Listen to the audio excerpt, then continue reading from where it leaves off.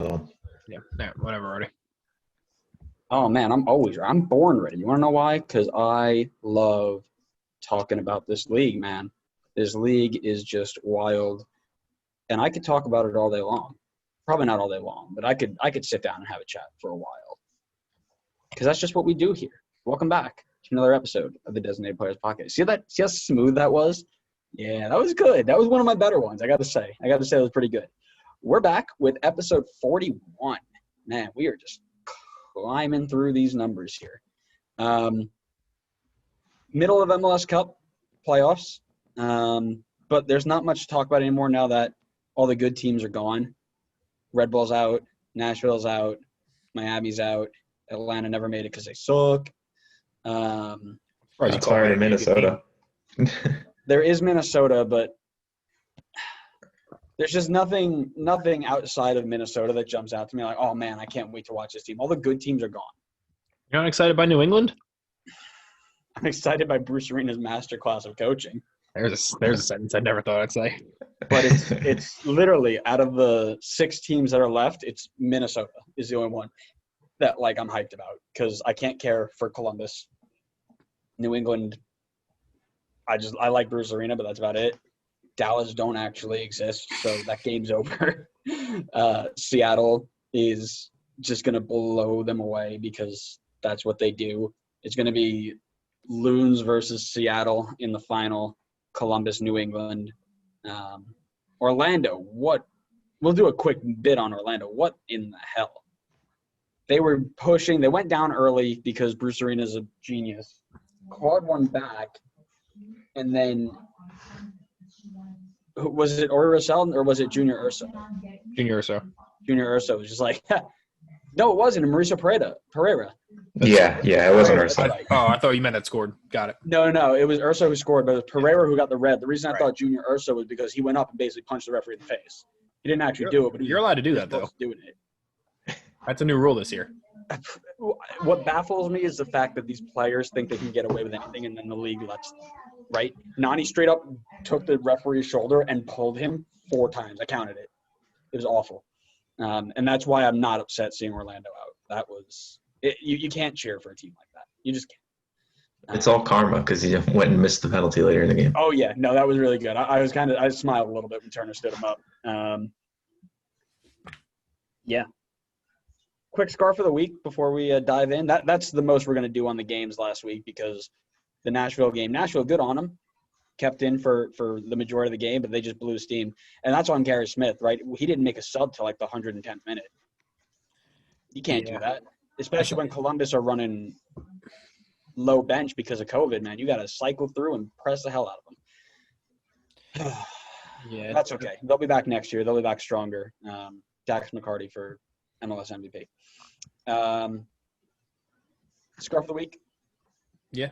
So I switched mine, but since we're going to cover the December roster for the training camp for the national team, I went with, I don't even know what this one says, One Nation. Un Nación, un equipo. Yep. My USA. I've also got my USA kit, my USA one, but I also want to point out the scarf is Oh, I can't hear a thing he's saying. He's just that's right. We've got we're just listening. Andrew has decorated his Christmas tree with a Red Bull scarf. It's about the brightest thing coming out of Red Bull this year. And yeah. I'll post a picture of it on the podcast website or Instagram, and we'll have a good laugh about it. But yeah, I figured I don't have a lot of ornaments and I don't have a lot of money to spend on ornaments, so let's just throw a Red Bull scarf on there because that's all that matters anyway. I was going to take a picture of the one that I sent you, Adam, of the Red Bull and just staple it up on the top as he is the star of our team anyway. Dude, bro, I had a friend who is who's helped me set this up, and she was like, absolutely not. You will not put the Red Bull up there. He is ugly and disgusting and not a tree topper. And I go, why have you not put either baby Jesus, so like Gio Reyna or Christian Pulisic, or if you want to get really festive, you just get Alex Muil cut out. I was about to say, if I can get Alex Muil face just sitting on top of my tree, that is the star we all need, isn't it? Exactly. Alex, come on the podcast, man. Come on. Such a good time. Season 2 next year. We'll get him on. Season 2, episode 1, Alex Mawil is on for 30 seconds before our fandom creeps him out and he leaves. Just yours. Okay. I actually, before you move on, I have scarf news.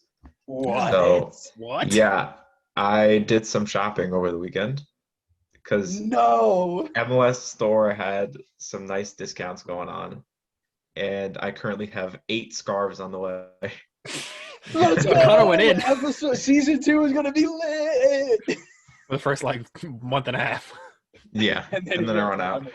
8 scarves, Connor. Right, good for you, man. Yeah, they had some good deals. I got a couple of them for like $5. So Yeah, I was thinking about going through there and just kind of picking up some, but I did a lot of Christmas shopping for the fam, so I just paid rent, so I'm waiting for one more check to come in, I think.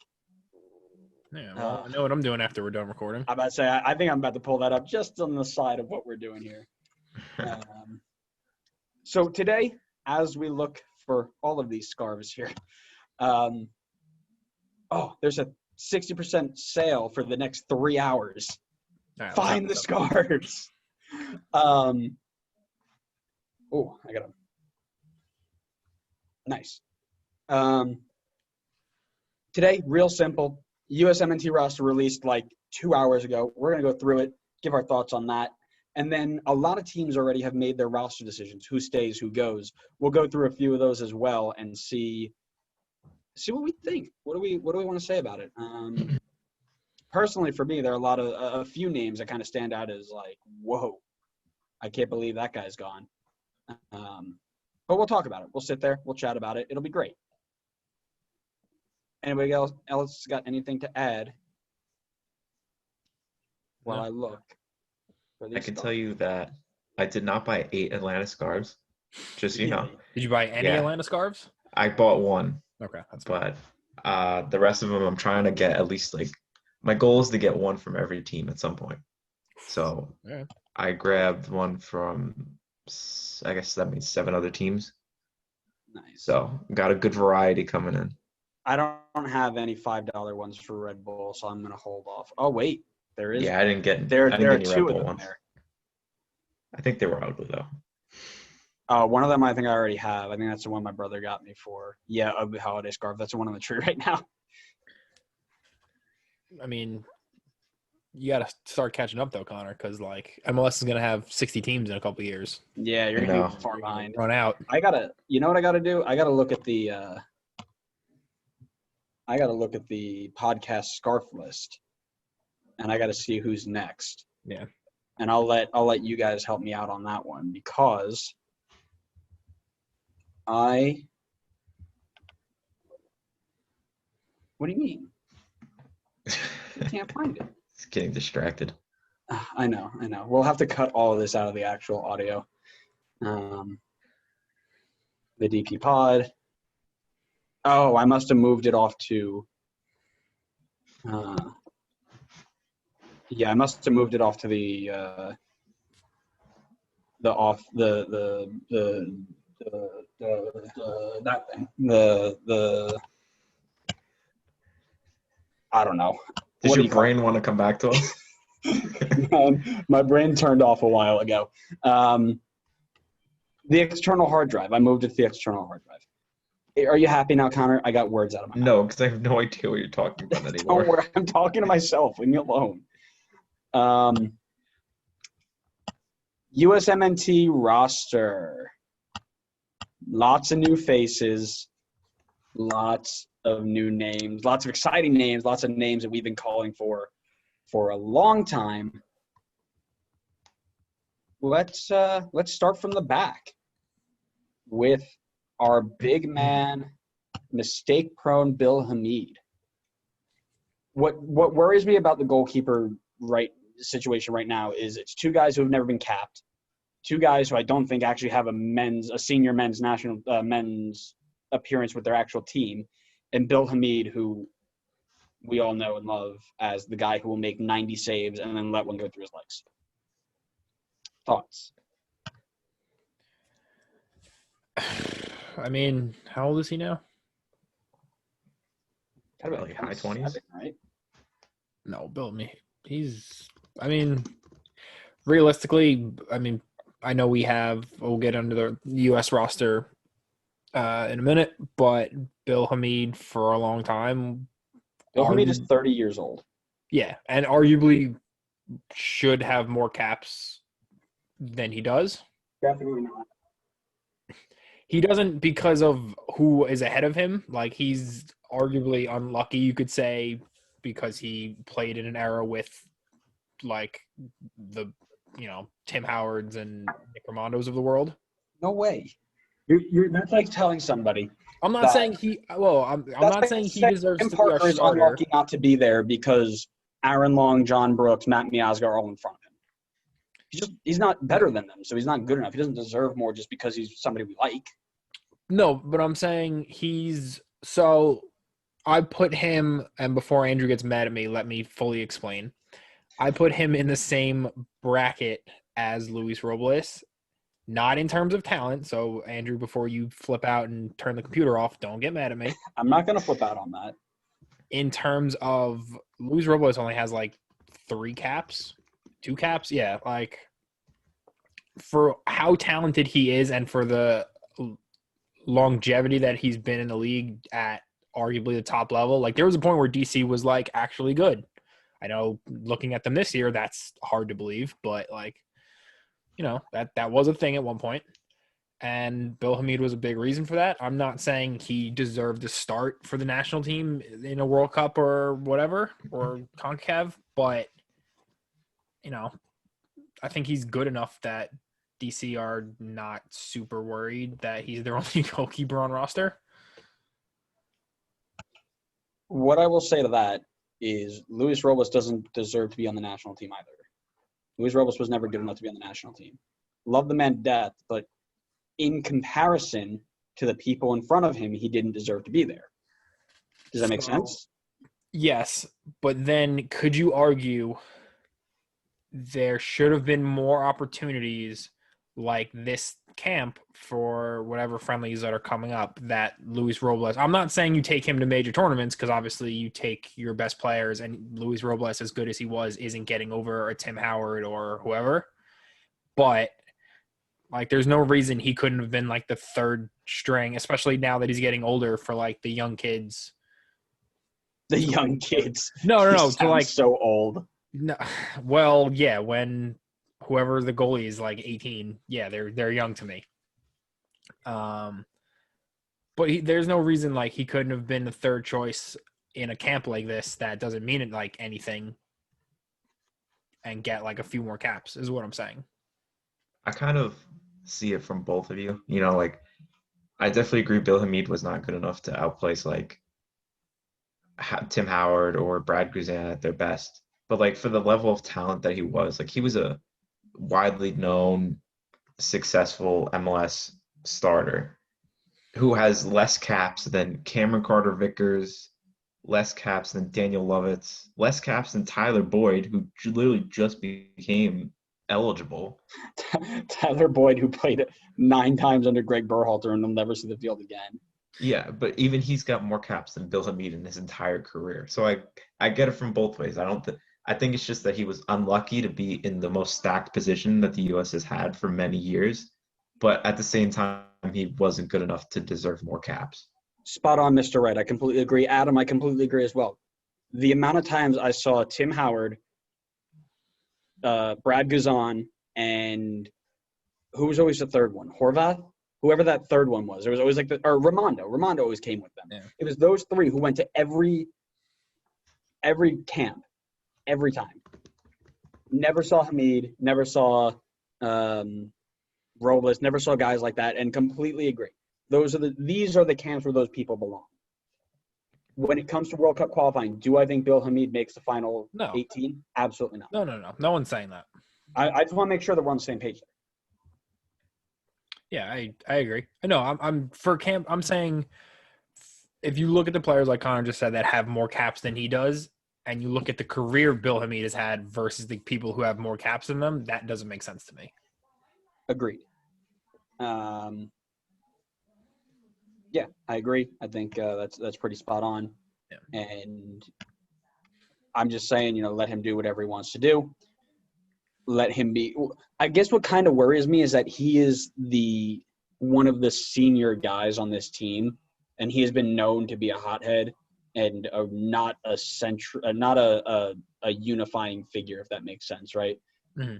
You see him, he's very animated, he's very into it, but you can also tell it's all about him a lot of the times, at least from my point of view. I could be completely wrong, but the way that I see it is I don't see him as a Luis Robles leader. I don't see him as a Dax McCarty leader. You know what I mean? Mm-hmm. I see him as y'all got to be as good as I am, or I'm going to yell at you type of player, which doesn't sit well with me for him being one of the more senior guys here.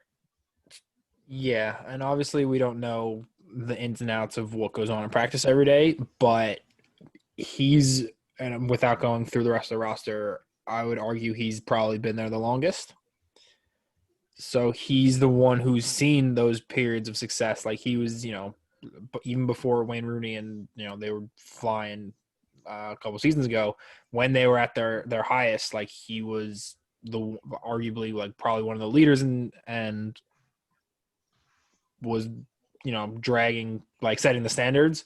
Now, especially the season they've had, like DC's bad. Like we've said that 1,000 times this year over the course of how many episodes? Get that tattooed on your forehead because you say that every episode. But they are. I'm sorry. Sure. This year they were bad. And I'm sure it's frustrating for him because he's not getting younger. Like goalkeeper is arguably the position that you can play until you're 40 and like be totally fine. But his big move would have already happened. Like he's not, in his prime getting a big contract, arguably. So I think he's probably just annoyed that like the standards at DC have probably dropped so far from what they once were. And as one of the guys who's been around the longest, like that's kind of on him to try to pick that back up. Sure. Yeah, I agree. It'll be interesting for sure. That's the way I'll put it. Joining him, 19-year-old David Ochoa from Real Salt Lake, who I've been calling to start for forever and a day now. Very excited to see him. And 20-year-old CJ Dos Santos. Anybody know this guy? Never heard of him. Looking him up on Wikipedia. All we need is a team with all 6 Dos Santoses, so I can just say Santos and be happy. It's all I want in my life. Whose man is this? We had the Quattro Santos for a while. I want to say Santos. Petition, #say Santos if you're listening to this episode. All right, that'll be the hashtag. And then Matt will #Siete Santoses because he's a loser. Well, you can't have started the Union Academy. Started the Union Academy, went to Benfica U17s, worked his way up through the U17s, 19s, 23s, and now is on Benfica B.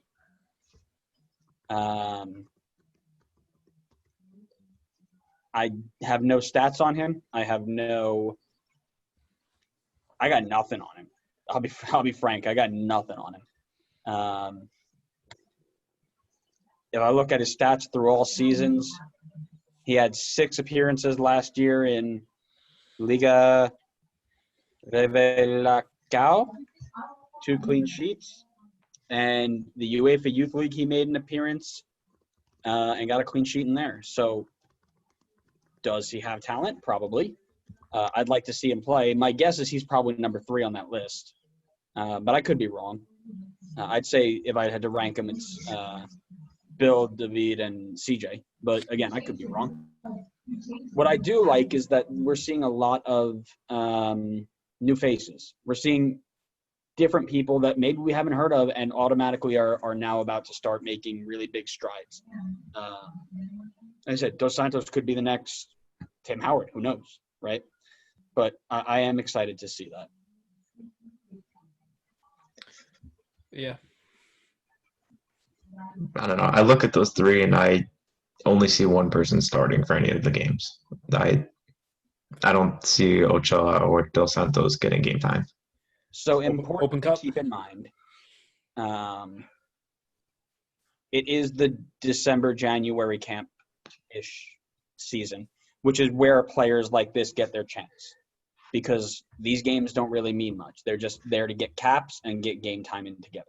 Get people to understand the system, get looks at people you don't usually get at. Because once CONCACAF League comes around, once World Cup qualifying comes around, once Gold Cup comes around, you're not bringing people like this in just to say, hey, let's have some fun. You're bringing the best of the best so you can get results. And that's why you're not seeing Jordan Morris here. That's why you're not seeing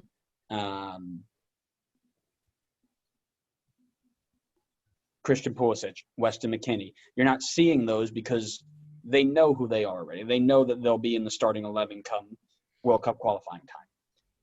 Now it's all about who is going to make up the rest of the 18, who's going to make up the rest of the 23. That's what they're looking for. So I'm just going to say this is long overdue because how many camps have we just seen Michael Bradley and Kyle Beckerman and the same 17 guys, regardless of who the hell we're playing? So, like, I'm glad. Like, how long have we been saying Akinola should get a spot? And it was always, they're in there just to be leaders, right? They're in there to be mentors. And now that is out the window because we knew that they were starting every game anyway. Mhm. But it is exciting to see a new one.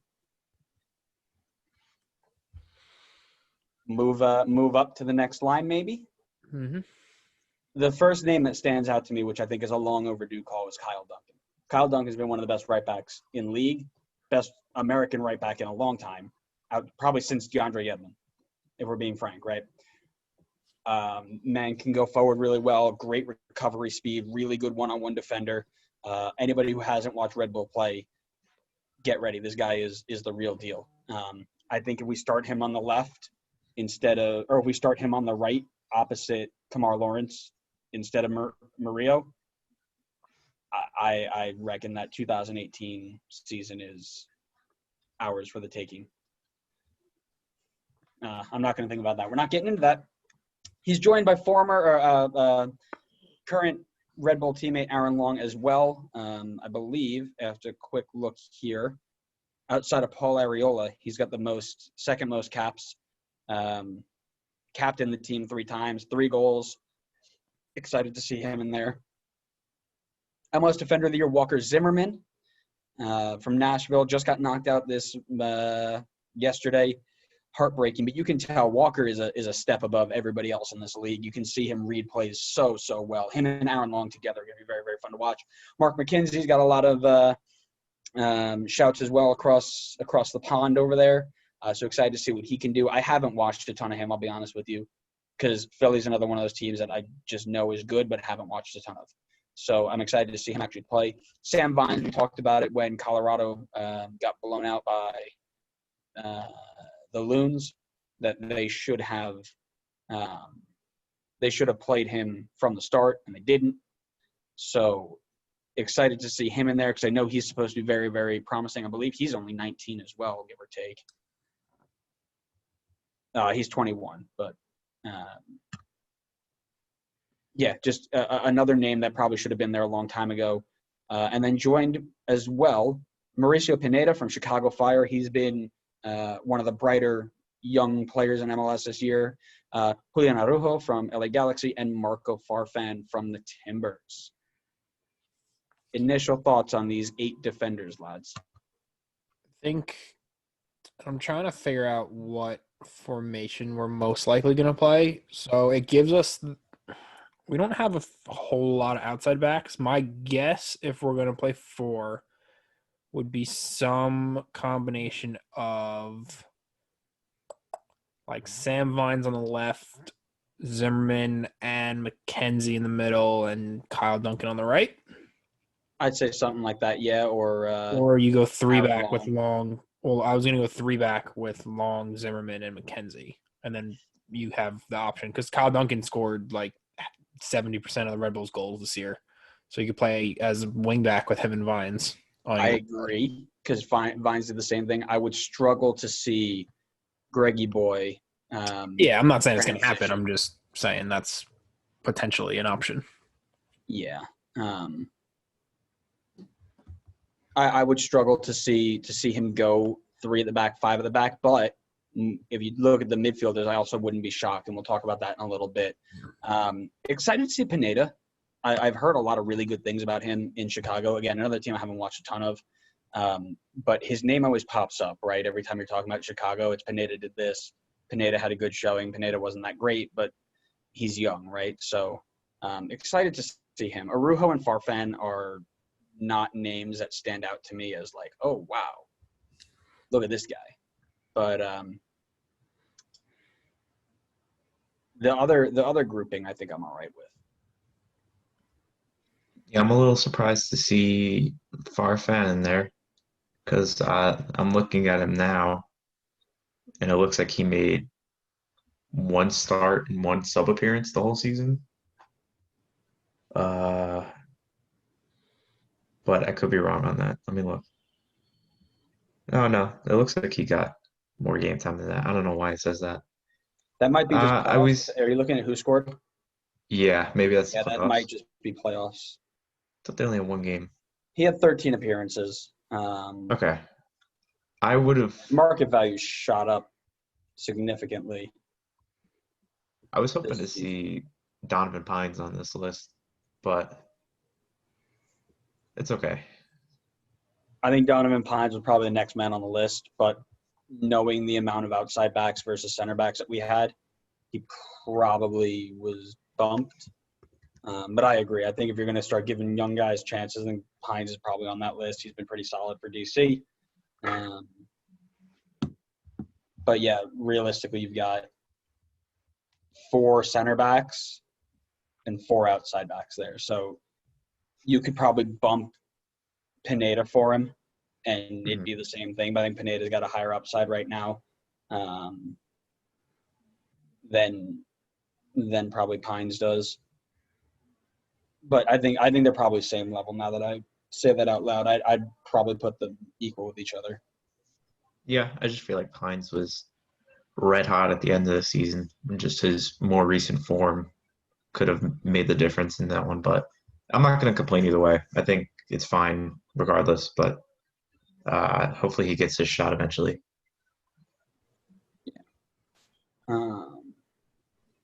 Adam, closing thoughts there.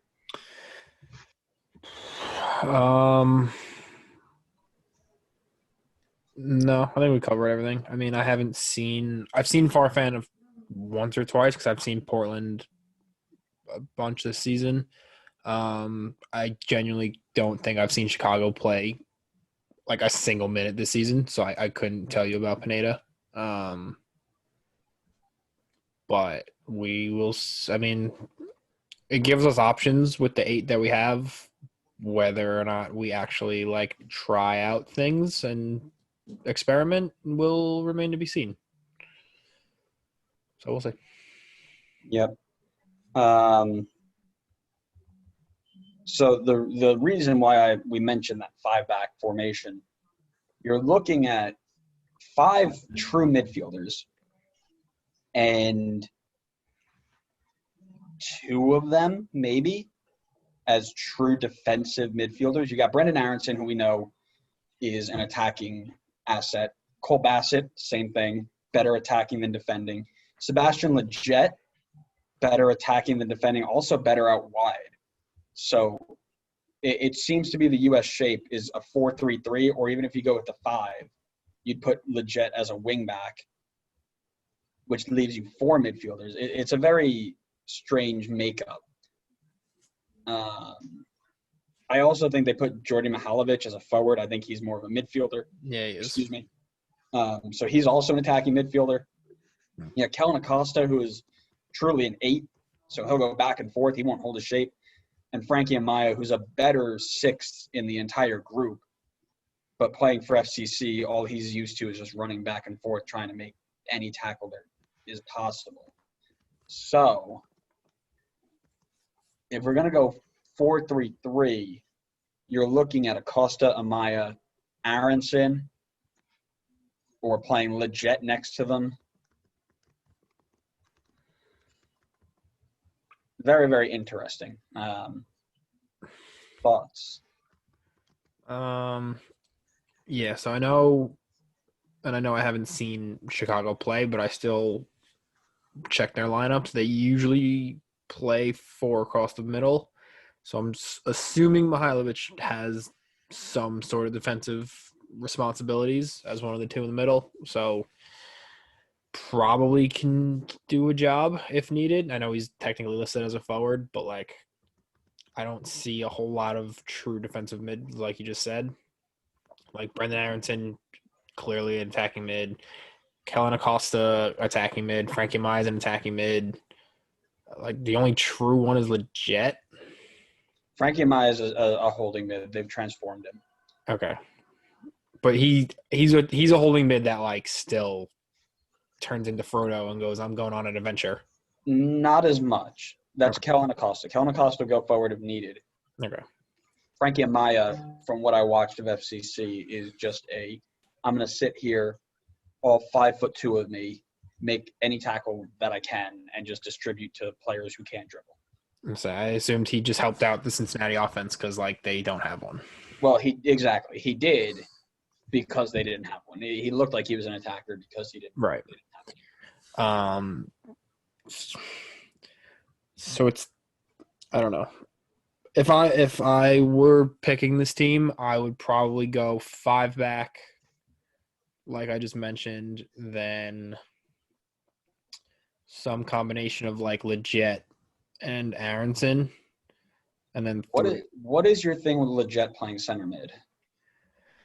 I haven't seen enough of Amaya as a holding mid because, like, obviously, like I just said, I assumed he was more of an attacking mid, and I'm not as much as I love Kellen Acosta sold that he can do the job solo in there. So I would play technically a 3-4-3, but it's really like a 5-2-3. So FIFA has him listed as a center mid. Yeah. I don't rate him as a center mid. They also gave him 4-star, 4-star. That's absurd. I just want to point That's out FIFA. that I'm just pointing out that Remarkable. I haven't used fantasy as an example, and Andrew's pulling out FIFA nonsense. Well, that's because I Googled his name, and the first thing that came up was his foothead stats. Yeah, I don't know. I look at this and I think that they're going to try to limit as many midfielders that they put on as possible. I think 8 defenders makes me think that they will go 5 in the back. And maybe just if they do that, they'll just let Walker Zimmerman bomb forward because I know he loves to do that in Nashville. I always see him in the box trying to make things happen. So maybe they'll try to do that. Of the three of them, I'd love to see Walker Zimmerman pick up the ball, dribble it into midfield, and then become playmaker Walker because that'd be unreal. Aaron Long can do it to a degree. I think Pineda's got a little bit of that as well. So I'm excited to – you're right. I think 5 – I think this might be experimental camp. Go 5 in the back and just see what happens. Because they've got – if you look at the tier above them, right, you've got Tyler Adams who can play in the 2 midfielders with McKinney and just control that entire space. Kyle Duncan playing there. I think Sam Vines has a shot to play in that spot. But anyway, you can move a ton of people around in that area and still get a good attacking return. Let Pulisic go on the wing with Akinola up top and insert random right winger here. And you've got yourself a decent attack. I think it's going to be a lot of experimentation in this camp, and I'm excited for it. I think Frankie Amaya gets a lot of looks this camp just because you're looking at whether it's 2 or 3 in the midfield. You're looking at needing somebody to cover a lot of ground defensively, and he is just one of the only people who can do it. So keep an eye on Frankie Amaya. He might play a big role this camp. All right, let's have some fun now. All of our prayers have been answered. Adam's hype train is like 7 cars long now, just from this announcement alone. Ayo Akinola is getting his first call-up and assuming he will get his first cap for USMNT before Canada and before, was it Nigeria was the other one? Yeah. Before those two can get to him. I think it's a great move by Greggy to bring him in. He's Josie Altidore 2.0. It's right there. Really excited to see him get in and just pick up where Josie left off with a little bit more attacking finesse, I think.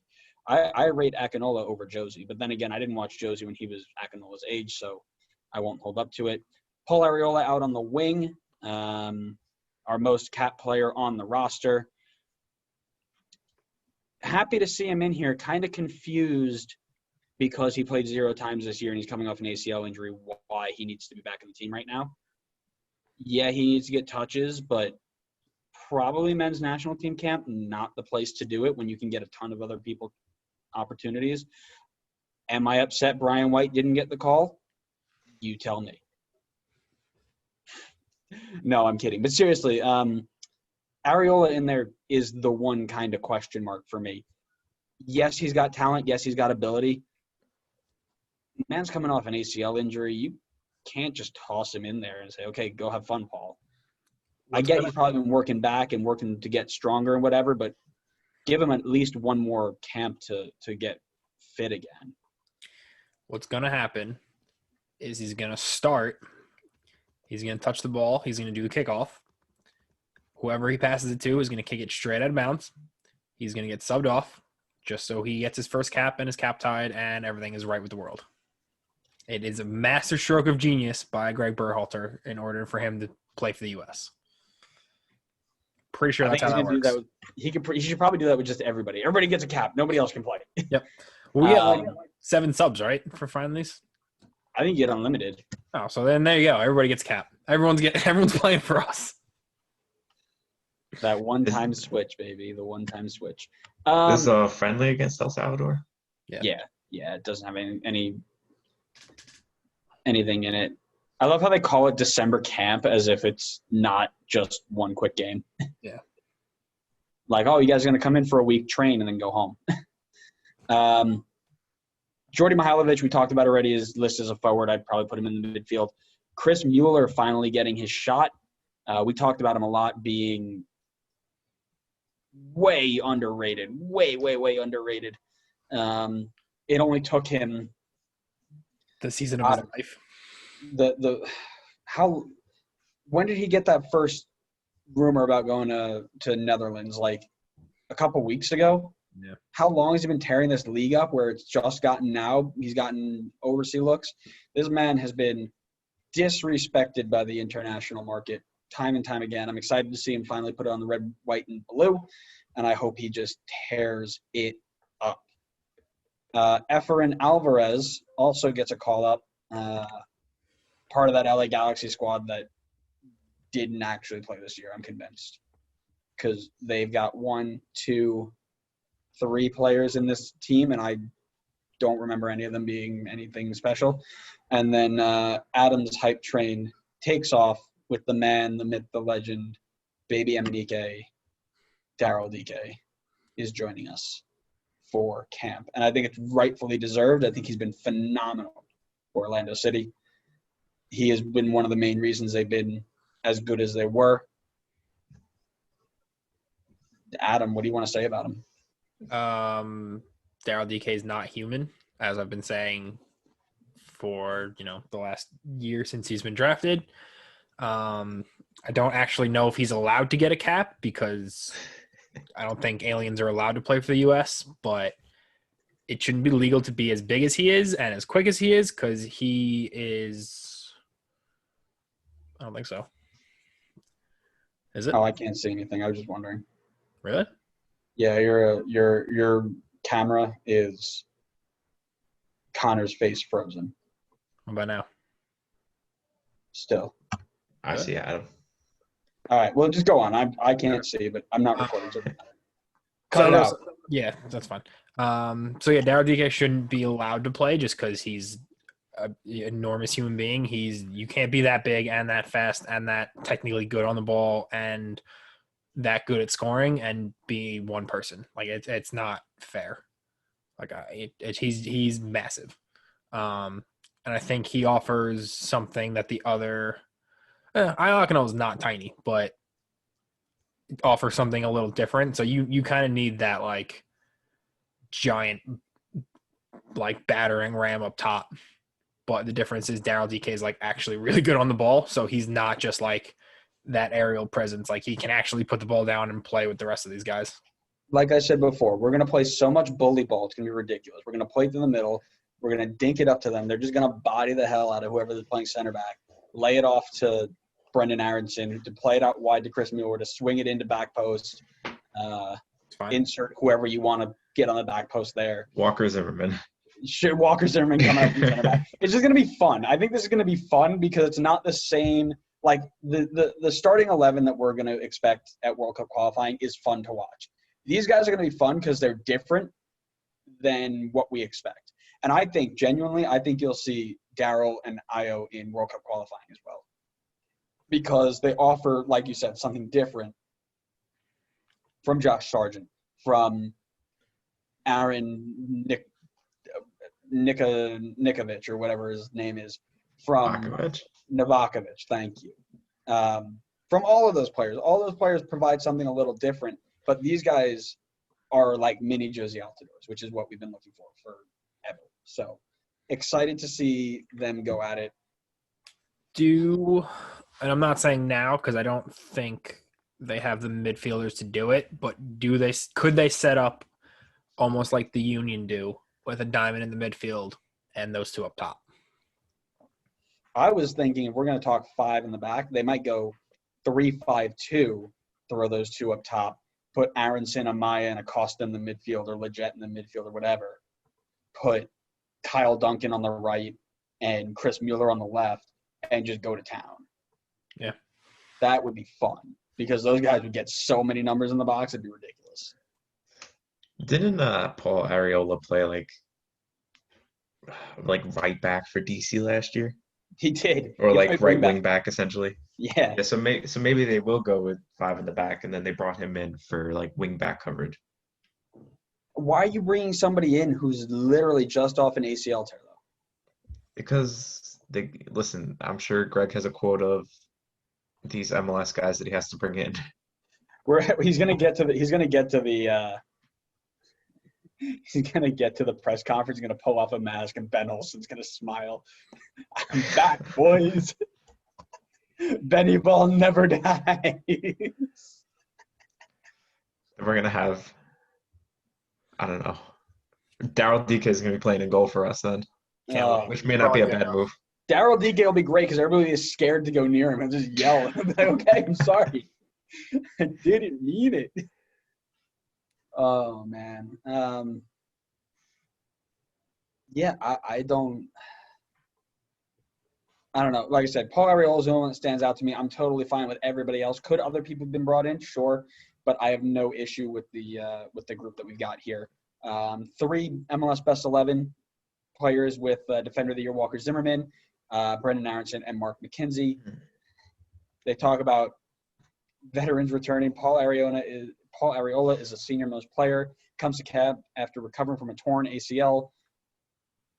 Determined to make his way back, the 25-year-old winger returned for the club's final match of the season, playing 21 minutes. So he has 21 minutes under his belt. Good. Kellen Acosta is back in the mix, which is really good to see. Gold Cup champion. Good to see him back in there. Average age of 22 years, 201 days. 5 average caps between the 22 players. 15 players eligible for the 2021 Olympics, which is probably one of the main reasons a lot of them are there, is to get a quick Olympic look, which is really cool. 12 MLS Cup clubs represented, Rapids and LA Galaxy with 3 selections each, Fire, DC United, Red Bulls, Orlando, Philly 2 each, FCC, Nashville, Portland, RSL, Toronto 1. 11 players have the opportunity to earn their first cap: Akinola, Amaya, Arujo, Bassett, Dos Santos, DK, Duncan, Marco Farfan, Mueller, Ochoa, and Pineda. 9 of those players will attend their first USMNT camp. Duncan and Arujo are returning. And a bunch of other things that don't matter. Oh, this is a stat that disgusts me. Sebastian Lletget is the only player to be called into every USMNT camp in 2020 and has a chance to appear in all 4 matches. Because he Why fits is the that system, our most Andrew. capped player? Why is he our most capped player this year? Because it's 2020. That's disgusting. And then I believe it is just a bunch of repeats. 2 MLS Young Player of the Year award finalists.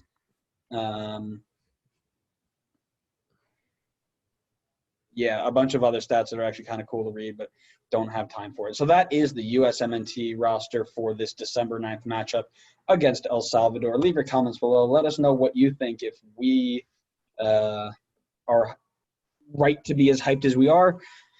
This next Wednesday, not the second, not when this one goes live, but the one after that, that will be the game time, 7:30, December 9th. So give it a watch at Inter Miami CF Stadium in Fort Lauderdale, which will be fun because that place is a pretty nice place to play. Let's move in really quick to off-season decisions. 1, 2, 3, 4, 5, 6, 7, 8, 9, 10. 10 teams have already announced their off-season decisions. We'll go through those and just talk a little bit about what we're seeing, what we're thinking, and just comments in general. And of course, we have to start with our good friends Atlanta United. Connor, I'll let you take this one away, because I know you had some thoughts on who got kept and who got sent home. So why don't you start us off here? Okay, so the article I'm looking at says that the options that Atlanta picked up were Mo Adams, George Bello, Franco Escobar, and John Gallagher. And then the options that they did not exercise are Andrew Carleton, Edgar Castillo, Manuel Castro, Lagos Kunga, Brendan Moore, Eric Torres, JJ Williams, and Lawrence Wyke. So off the bat, I see a lot of names that were kind of just brought in as like floppy band-aids to kind of patch up little holes this season and just kind of get them to the finish line. And most of those guys aren't coming back. It's fine, move on. The team needs to, kind of start over again anyway. Originally I looked at the contracts that they picked up and I kind of questioned Mo Adams, but with Big Jeff retiring, maybe it's not the worst idea to keep another guy that can play in the midfield for us, especially since we know for a fact we're losing one. Obviously, I like the fact that they kept Bello and Escobar, and Gallagher did enough this season, coming in a season where it was pretty much over for the team, to extend his contract, and I'm glad they're bringing him back because he's a player that I would like to see more of, and definitely adds good depth to the team. So overall, I would say it's pretty good. A name that's might be surprising for some people is to see Andrew Carleton's contract not get exercised. But for those of you that haven't been following along, he's taken a huge downfall. I know at one point he was like super hyped. Like he was the youngster. He was like, what player would you compare him to in terms of hype? Like, I don't want to say Brendan Aronson hype, but like he had a lot going for him at one point.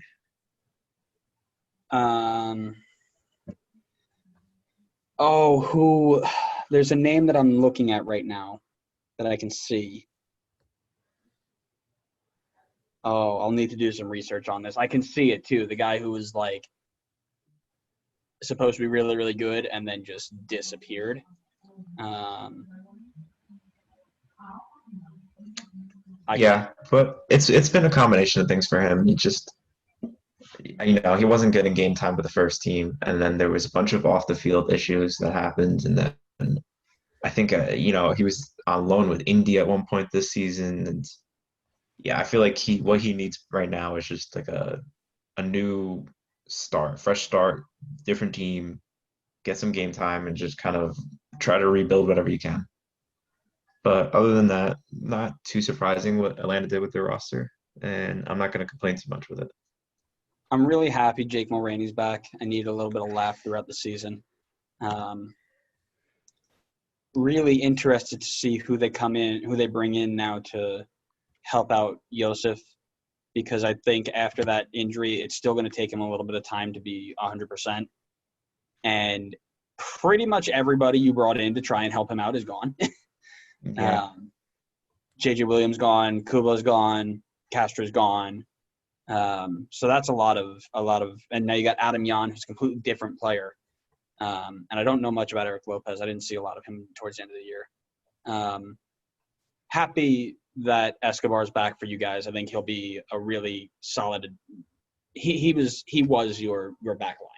Yeah, he's a good player. I'm glad he's back. Very, very strong. I agree with Gallagher. I think it'll be nice to watch him. He has a little bit of good depth, and maybe he is what helps. I know they threw him at striker a little bit, didn't they? They're classified as a mid, but he played up top a little bit, right? Yeah, I'm pretty sure towards the end of the season he was playing a striker, and he was doing wasn't a good bad. job. He Yeah, wasn't he was bad. scoring. Yeah. So that might be a nice little help there. George Bello is the obvious one. What happened to Lagos Kunga? Wasn't he supposed to be like? Yeah, I feel like really he had hype like a couple of years ago, but he Yeah. just never got game time. I mean, I don't think I've ever seen him on the field, but maybe I missed a couple of minutes. But if you don't get game time, obviously you're not going to live to the hype. Well, and going to Carlton, I think Carlton was kind of a head case. I think his professionalism wasn't where it needed to be, which is probably why it pushed that way. Which is a good call on management, right? You don't want to have bad players like that in your locker room. So that's pretty good.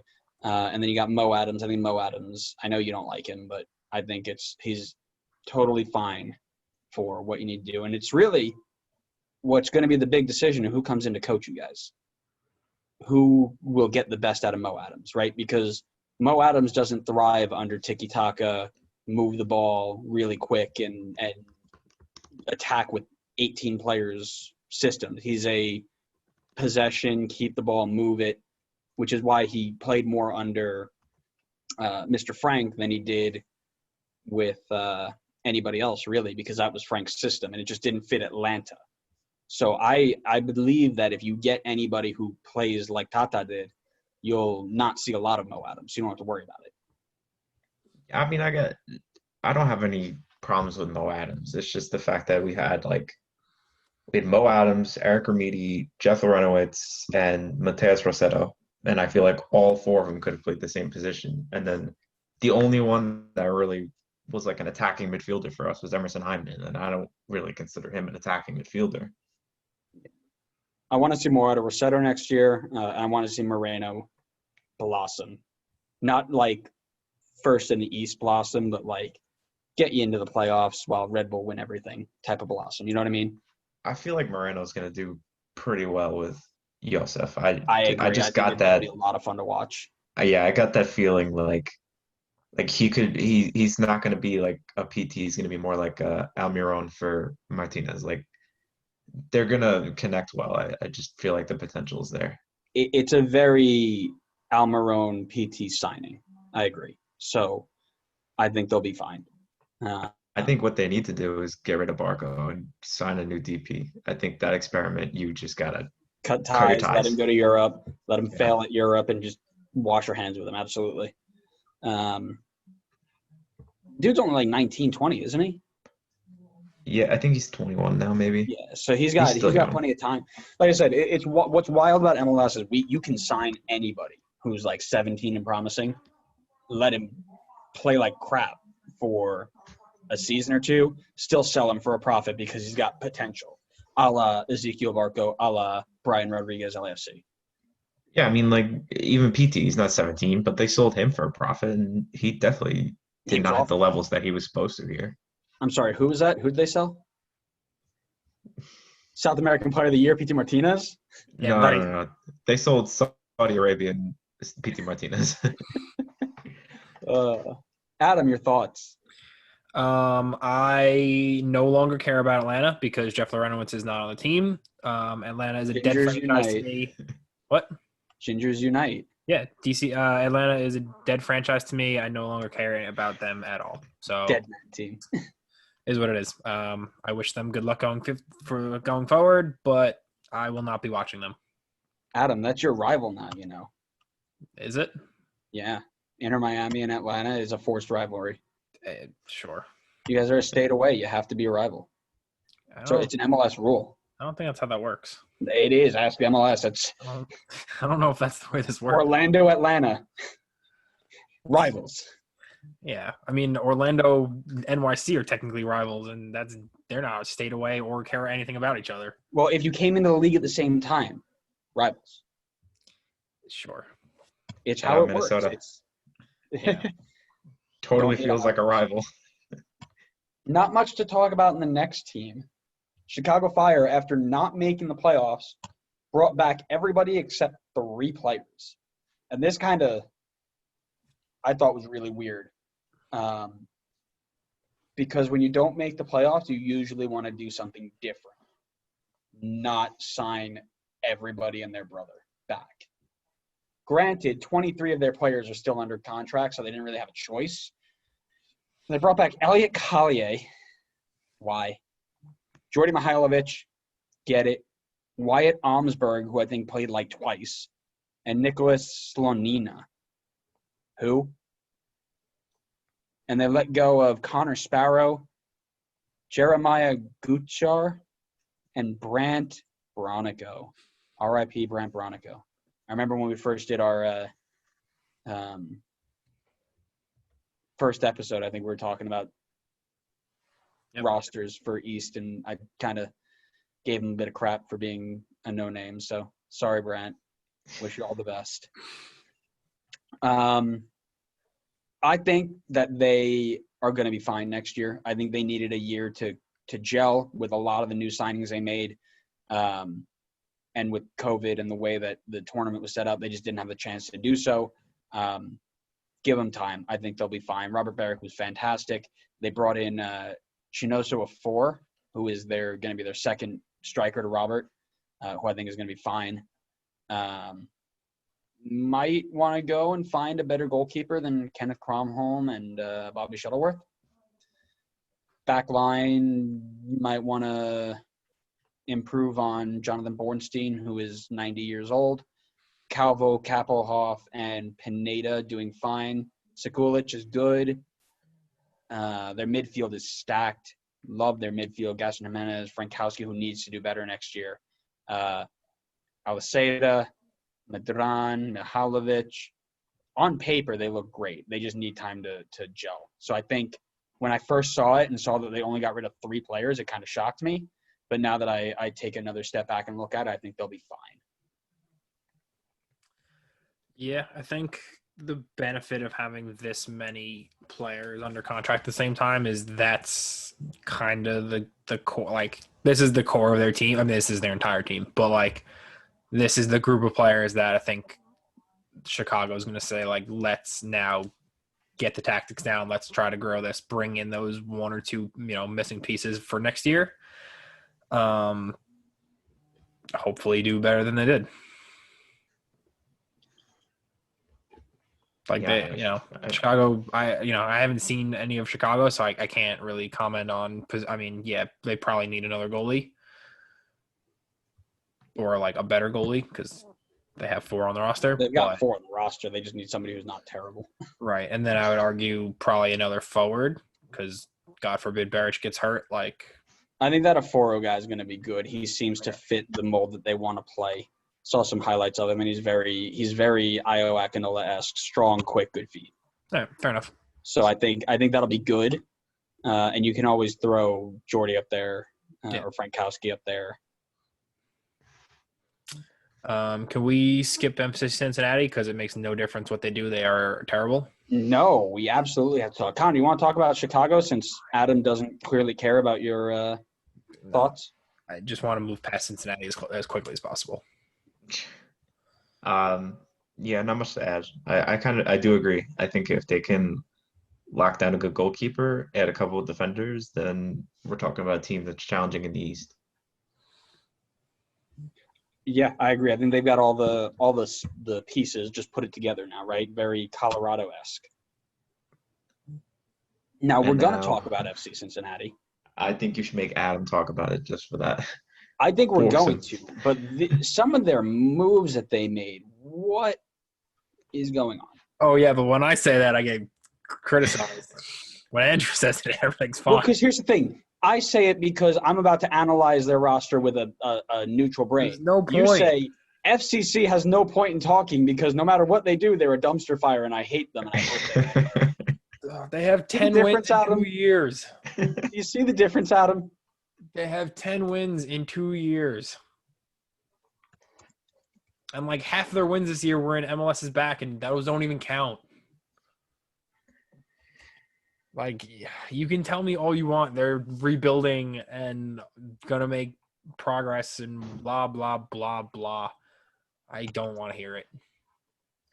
Like, their two goalkeepers are Ben Lund and Beckham Sunderland. Beckham Sunderland, for all I know, is a computer-generated guy from FIFA that just threw two random words together, and there's your player. All right, here's the thing. You can't just take anybody you don't like and call them I'm not computer-generated saying I FIFA don't like. players. I'm not You saying I can't just don't do like that. him. I'm not saying I don't like him. I don't know anything about him. I'm saying the name Beckham Sunderland is FIFA. You randomizing two names on FIFA, and that's what it gives you. Here's the thing. They've got 15 players on roster. They didn't bring back 12 players. So Yapstam is making changes. He knows what he wants to do. Here's what catches me off. You go out and you sign CM de Jong for big money. And then you don't bring him back the next year. And you're not even going to exercise the option. Deplanier was your most consistent defender. Played in most of the games. Wasn't great, but would be a good – you got 4 defenders on roster. One of them is Zico Bailey. You need to have somebody else to back there. I'm surprised he's not brought back.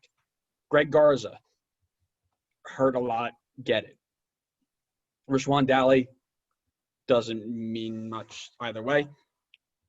Joe Gao is currently in renegotiation, so he might be back. Bobby Edwards doesn't make a difference. Tommy McCobb doesn't make a difference. Jimmy McLaughlin doesn't make a difference. Hassan and Dom, so much potential. You steal him from Red Bull, and then all of a sudden, cut him. Bums. Give me back in Dom. I don't think he played. He didn't. He got loaned out and then cut. I would have taken him at Red Bull too. Ray Ortiz didn't play much. Caleb Stanko, that's fine. You can get rid of him. And Kendall Waston, your captain center back. You're not going to bring back. So what? And I get that they're not bringing him back. He's older, and he didn't do much for you, right? But what you're looking at is a complete change in what this team is going to be. Yapstam has an idea of what he wants to do. Oh, also, Nick Haglund, Spencer Ritchie, Titon, and Gutman were all out of contract. Titon is in renegotiation. So they're going to let Spencer Ritchie go. Yeah, I think Teton's probably cemented that starting spot. I didn't realize he was still under negotiation, so they technically have an actual goalkeeper on the roster. And they're technically trying to talk to Andrew Gutman. If Andrew Gutman decides to forego Scotland for FC Cincinnati, I give up with everything. I think he just is a glutton for punishment at that point. Unless they offer him like $1 billion. Oh my God! Unless they offer him like Euro money, which DP contract. dumb. But Haglund's also on the thing to come back, which would be probably a good shout for them. Joe Gao and Caleb Stanko's looking to renegotiate as well. However, what you're looking at here is you understand that there is going to be a change in what FCC is. And I know I said this last year, but I am excited to see what this team becomes because you're seeing the Minnesota model, right? You're seeing really bad in year 1, not so great in year 2. Slowly turning over the bad, keeping the good, turning over the bad, keeping the good, turning it over until you get to be something good. And when you look at this roster that's left, you've got a team that will be decent if you put the right players around them. In this magical fantasy land of yours, can I have $1 million? Stop it. I look at this and I think about what you just said before with Chicago. It's like you have a team that didn't perform well. You need to make changes. Well, FCC's making a lot of changes. So I don't necessarily see it as a bad thing. I do think that they needed to make changes. This team was not good enough. And Chicago, there's currently a center back that's available if you're looking for one.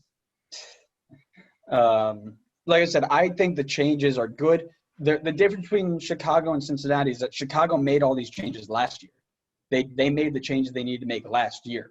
Just didn't have time to get them all together. So they're not going to make changes. This year, FCC made all these changes year one, and it's time for them all to go. They had 12 players. They had 15 players who had options. So they took 12 of them and said, see ya. The one that just stands out to me is CM De Jong, right? What? I wonder if any of that part was him. Maybe he just didn't want to I be there wonder if he anymore. wants to go home because he Oh, yeah. realized how awful this is. Yeah. Imagine coming from the Dutch league and like one of the better teams in the Dutch league to playing in Cincinnati. Like, cool, you got a year of being a DP, like probably made a boatload of money, but like that can't have been fun as someone who I don't know what Cincinnati told you to sign like in order for you to sign that contract in the first place, but like clearly didn't work out the way you thought it was gonna. I feel like you got to know that going in. I feel like you could do a 5-second Google search and look at Cincinnati's 4 wins last year and know you're coming into a dumpster Yeah, fire. but I'm sure he was told that he was going to be one of the guys this year. I'm sure they told him that they had plans at that point to sign like Lacadia and give him all these help, like all this help going forward. So it wouldn't have to be just him. Because they're a new franchise, I'm sure all their like stadium and training grounds are all state of the art and like look really cool. But yeah, I mean, 10 wins in 2 years is bad. They also just didn't play him. He had 13 appearances. Yeah, I mean that's part of it. Now, Granted, this year isn't necessarily like the year to judge caps, I think. Sure. But yeah, I get it. But he wasn't hurt. They just straight up didn't bring him, Right. which baffles me because that is like it's not like I don't get it. It'd be fine if they were actually doing well and you could say like this is what we look like without you, this is why we're keeping you home, or yeah, but like they look bad. Like you can't tell me they wouldn't look better with him in there. I completely agree. 0 goals, 0 assists for a center DP. forward who played 700 minutes this year. Yeah. In the event that, let's say, they make whatever moves, contract people in the offseason, and 2021 season, they win 7 games. Like, are you guys finally joining my side then? Because they will have 17 wins in 3 years as a franchise? No. Okay. Because I'm team anti-Adams, so. Okay, that's fair. Just curious. At what point does MLS just say like, all right, well, you guys tried, like, thanks for playing. Go back to MLS will drop NYC from the league for not having a stadium before they drop FCC for being bad, because FCC at least still makes the money. Yeah, that's fair. Once all of NYC's fans stop following them because they don't get a real stadium, that's what they'll do. Yeah, that's fair. Shall we move to DC United? Mm-hmm. First contract that was not exercised was the absolute GOAT, Ben Olsen. Come back, Ben. We miss you. Mohamed Abu, Earl Edwards Jr., Anil Fisher, Felipe Martins, Gelman Rivas, and Axel Schuberg. All not exercised. Chris Seitz and Chris Odiatsum out of contract. Chris Odiatsum has a contract extended. And they brought back Jordi Reyna, Junior Moreno, Josef Mora, which I think is a great sign, and Ulysses Segura, which is also another really good one. Big ones that stand out to me, Anil Fisher, one of their starting outside backs, and Felipe Martins, which is one of, we all know who Felipe is.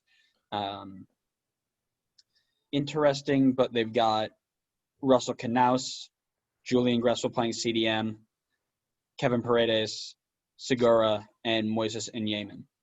So there's a lot of depth there. Felipe was probably demanding a pretty big number on the books there, so they said, we'll let you go, which makes sense. After the year they had, nobody is safe. Their current roster is one goalkeeper. Yeah, but it's Bill Hamid, so it's fine. Yeah. Until he gets thrown out for leaving his line too soon, and then Still fine. 10 midfielders. Yamil Assad still there. Ariola's there. Edison Flores. Griffin Yao. Julian Gressel's a goalie, so I don't know why he's listed as a midfielder. Ariel is a forward. Yeah. They're gonna need more defenders on roster. They've got Steve Birnbaum and Frederick Beyont in the middle, Mora, Donovan Pines, and then Julian Gressel technically playing right wing back, but there's no depth there. So one of them goes down, they are out of luck. And Ola Kamara, the only real decent striker. Sorga's there, and Jordi Reyna, who is fast as lightning but couldn't hit the broadside of a barn. Hey. No, we don't do that here. We absolutely do. No, that. no. If you're gonna go ahead and trash everything else, Jordi Reyna is not good. It's blasphemy. I won't have it. Stop it. I won't have it. Jordi, if you're listening, I love you. Stop it. Jordi Reyna, I have watched play for Vancouver, and I've watched him play for DC. The man can get behind any back line, but if you put him outside 18 yards and ask him to shoot, you got a better chance of closing your eyes and spinning around and kicking the ball, and maybe then you'll hit the net more often than he does. Fine. I disagree, but whatever. I'm not disappointed. I'm very surprised that Axel Schuberg is not getting a like, I get it. He didn't play that much for DC this year, but I just think back to when he was at Colorado and he arguably not was one of the best center backs in the league, but was pretty good. Yeah, back in 2010. No. Yes. Is he that old? He was on the 2010 No. Yes, he was. Really? Am I that old? Yes. He's 29 years old, but he was on the 2010 No, He's been here since 2015. Yeah. Really? Yeah. I was gonna say, he's not that old. I mean, all right, that's on me. I thought he was one of the center backs with Drew Moore. No. He was on the Colorado team from 2015 to 20. He got drafted out of Marquette. Yeah. God, that's wild. But, yeah, he was really good. So to see him not get a contract at a DC team that won 6 games this year. It doesn't shock me because he played twice. It doesn't shock me because he didn't play. I think it shocks me more that he didn't play versus he didn't get a contract. Obviously, you don't get a contract if you don't play. But the 2 games he did play in, they lost 4-1 twice. So who did they play? NYC and Philly. I mean, I get it. He didn't do anything to help him, is what I'm saying. No, I understand that, but it doesn't shock me. He's 29 years old and is probably there for anybody who wants him to, and I think he'll probably be pretty decent. I would take him at Miami. Yeah, he'll find another team. I think he'll pop out somewhere. I think he's probably eligible for a re-expansion draft, or the re-entry draft, rather. Excuse me. So I wouldn't be surprised if somebody takes a flyer on him, even if it's a Austin. I think he'd probably be fine at Austin as a expansion center back. Yeah, that's not a bad idea. Yeah. Good to see Joseph Mora back. He was one of their better outside backs last year. Segura, solid in the midfield. Junior Moreno, same idea. And then they brought back Jordi Reyna because Adam threatened them. I called up. I'm sure you did. I called him up and it was don't even think about it. I'd be surprised if Anil Fisher didn't end up somewhere, or if Muhammad Abu ended up somewhere within the league, since they're all pretty well known. I think because Abu was Was Abu Columbus at one point? I believe so. Mohammed Abu. Speaking of Austin, didn't they sign somebody recently, or was They I having a did. fever dream? Yeah, they did. They Okay. did indeed. Cecilio Dominguez. Yeah. He said his Oh, and they were goodbyes. looking at Aguilar, right? hmm They did, yeah. It'll be interesting to see how that team gets formed. I'm very interested to see how that works. But that's for another episode. LA Galaxy also only have one goalkeeper on roster, and his name is Eric Lopez. Anybody heard of him? Yeah, Nope. of course. They got 13 players on roster, and one of them is the GOAT, Dos Santos? Chicharito. Chicharito? Question's still there, which means they actually have 12 people rostered and a man in a wheelchair. No, I'm just kidding. Leget's there. Dos Santos is there. Efrain Alvarez is there. Danilo Costa, Julian Araujo, Dupuy, Gio Gonzalez, Daniel Steres, Jonathan Perez, and Cameron Dunbar. So they've got 4 contracts exercised on Vom Stieg, Ethan Zubak, Kai Koreniuk, and Didi Traore. I've never heard of half of these players. My God, what happened to LA Galaxy? Remember when anytime you looked at LA Galaxy's roster, you knew exactly who they were? Yeah. They didn't bring back Joe Corona, which is interesting because he played a lot in that midfield. Cuello, who didn't do much for them. He had some minutes, but not much. Insua, Klinsman, and Gordon Wild. Perry Kitchen, Klinsman, Insua, Felcher, Corona, and Bingham are all out of contract but in negotiation. The loans of Christian Pavone and Yoni Gonzalez are over, which is the big focus, right? Christian Pavone, is he going to come back? Are they going to drop that stupid fee for him? They are trying to negotiate it. We'll see what happens.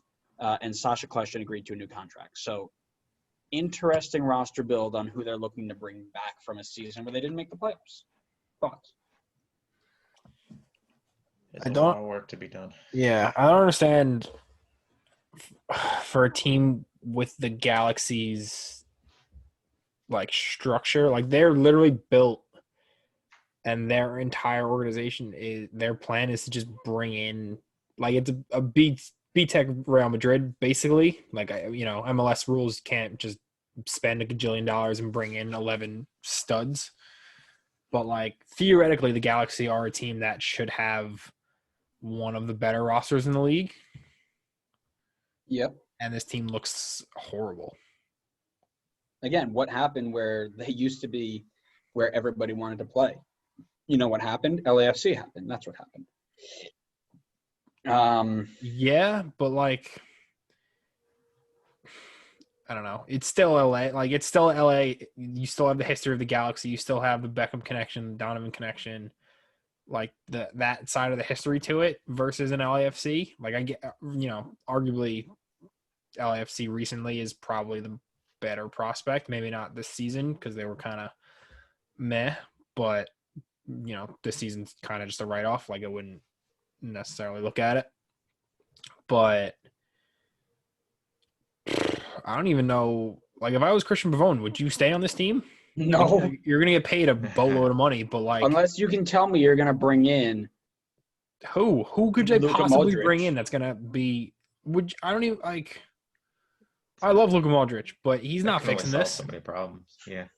They still have one goalie. They need to fix their back line, right? Yeah. But how do you fix a back line like that? Like your best defender in that team is Daniel Steres, and Daniel Steres is horrendous. Like Eric Lopez might as well not be there. Like I know negotiation with David Bingham, but like David Bingham's not great. David Bingham, I think, is fantastic. I don't know what you're talking about. David Bingham leads the league in saves every year. Yeah, it's not a good thing. It's not, but just saying he's not good because he's on a bad team doesn't mean anything. He's a good goalkeeper. He needs a better line in front. Yes. That's like saying Sam Darnold isn't a good quarterback. That's a debate for another day because I am on the fence with that. But like you look at the midfield and other than Efren Alvarez and legit, like the other three do nothing for me. And the two forwards they have on the roster do nothing for me. What happens if they sign Hulk? That'd be cool. I don't think it's So gonna I help would them. hate that because Hulk is one of my favorite players in the entire world. And I would have to root for the Galaxy just because he's playing. I don't want to do that. But think about this, Adam. We can have Hulk going up against Daryl DK. No, that's why I want him to go to Miami. to Miami so they can have a rivalry game and play like literally opposite each other, and I would be Bro, so happy. That would be good. Each other. That would be The two of them would piss each other off so much they'd go in for a tackle and they'd just explode. that would be the cause of like World War III. Like they just run into each other. There's just a huge explosion on the field. Yeah, you can't tell me how much fun it would be to see Hulk in this league. Like I already told Andrew this when I saw that he was rumored. I was like, if Miami buy Hulk, the instant I see that official confirmation, I will buy a Miami jersey with Hulk on the back. Jersey, yep. I think the biggest thing for Galaxy before we move on, Joe Corona is quietly the biggest signing they need to get across the line now. I think he is one of the more important players that they're negotiating with that just really, I think he's not the best, right? I'm not saying like he's the answer to all of their problems, but what I'm saying is that he's probably one of the more consistent in that midfield that they are bringing back. They need somebody to build around, and he needs to be that guy, I think. Is that how I want to phrase that? I don't know. I'm surprised you didn't say Jonathan Klinsmann because, like, I don't know if you know this. Shut up. His dad's kind of a big deal. Don't make me punch you. No, I agree. So I'm interested. I can't find Joe Corona on Transfer Market. That's cool. That's because of his last name and they blocked everything out that word. Did they really? You can't. I know. I'm kidding, but I would believe it. Shall we move on to Montreal? Because this is going to be like an 8-hour episode at this rate. Yeah, we'll cut it up. Let's go to Montreal. I'm sorry. I think Joe Corona is probably one of the biggest ones. Him and Bingham have to get across the line. Yeah. Montreal Impact, they're sitting pretty well. They exercise a lot of options on players for a team that made it to the first round of the playoffs this year. Kind of, yeah, barely. Mason Toye is a big one. I think he's going to be important down the stretch. Kyoto is a big one. Nwankwo is gone. His loan has expired, and they're not going to bring him back. And they got Clement Diop still in goal. So the big ones that are not coming back: Steven Saba, Shamit Shome, Anthony Jackson Hamel, and Bojan. Former Barcelona product Bojan, no longer. Dude, former Barcelona like wonder child. Yeah, I think you mean former Stoke City. He was like literally. How much did Jason pay you to say that? He was like 15 at one point playing for Barca's first team. Yeah. And now he's out of contract in Montreal. He is rumored to try. There are rumors that he is trying to, or Montreal's trying to get him back. New England is also in the mix, and Saint Etienne in France is also in the mix. Oh, go to France. Go to France. Get out of here. Yeah, for sure. Go to France. Well, if your choices are France or New England, and yes, I know New England's in the conference final before anyone gets mad at me. But it's France versus. Yeah, go to France. It's France versus Bruce Arena. Score one and pack it. Yeah, go to France. Yeah. Louis Banks is technically under contract, but we know he's gone at the end of the year. Brod Guillard is still there, who is one of Canada's most promising outside backs. Rudy Camacho. Keyshawn Ferdinand must be Rio's son, so that's a great signing. Joel Waterman, who is the first signing from the Canadian Soccer League. I don't know who that is. Kiza and Yao, which means Jorge Corrales, Yuka Raitala, and the legend that is Rod Fanny are out of contract. What is a Montreal back line without Rod Fanny? Don't worry, Red Bull will pick him up. It's nothing. That's what it is. No, Red Bull will pick him up, and they'll re-sign Damien Pernell and Ronald Zubar, and we'll have the greatest, oldest French back line in the league. I would actually be all right Minutes, watching that. baby. That's the sad part.